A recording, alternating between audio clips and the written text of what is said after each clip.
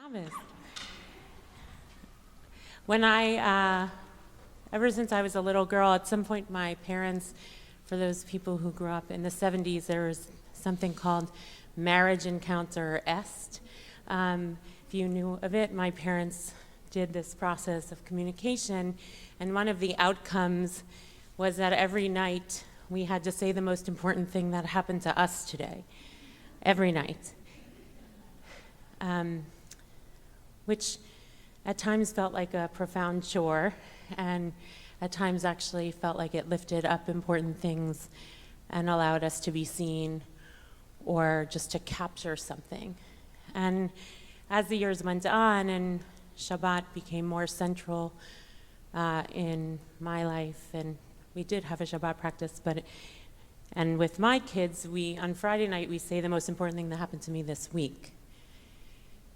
And what's interesting is on weeks that feel crazy and busy, I often say something and then afterwards I remember what was more important.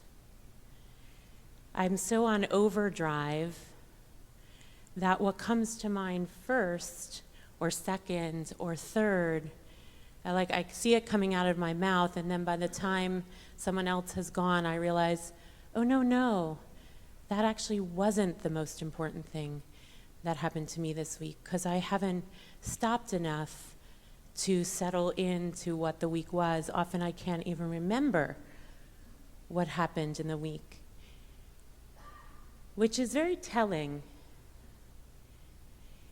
And this week's parasha begins with a fairly famous pasuk, Ela Toldot Noach, Noach ich tzadik tamim haya b'doratav. These are the generations of Noach. Noach was a righteous man in his generations. And many people speak to the specificity of who Noach was, whether he was good or bad, and how he compared to his generations. But the Hasidic master, the Sfat Emet, which is not atypical of Hasidic masters, speaks about this metaphorically. He says the Zohar says, the mystical work, the Zohar, says Noach means rest. Like for those who went to camp and you had minucha, you had rest hour. And he says Noach refers to Shabbat. And Rashi comments on this verse that the true generations of the righteous are commandments and good deeds. And if we remember the verse, it says these are the generations of Noach. Noach was a righteous man in his generations. And the Sfat Emet then says all creatures have to bring forth generations. And typically when we think about generations, we think about children and grandchildren. But of course, Rashi says that our generations are our good deeds and the commandments.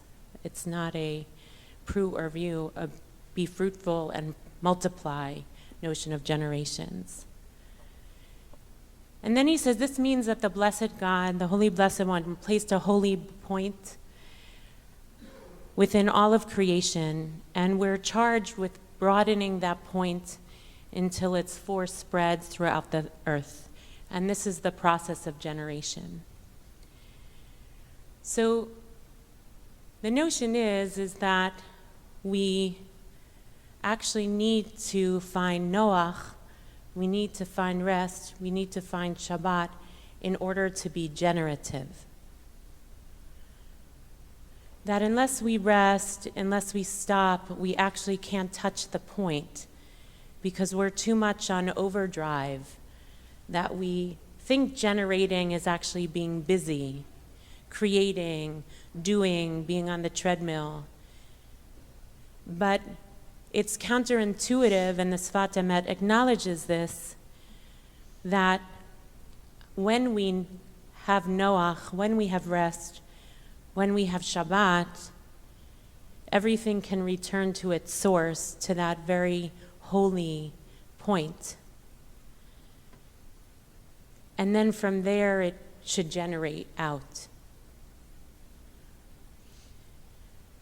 And so in the world we're living in, also the week that we've had, the anti-Semitism that has been so blatant and destructive and painful, the 4th anniversary of the Tree of Life shooting, which was yesterday. There's so much stuff that comes at us that it's very hard to return to the source.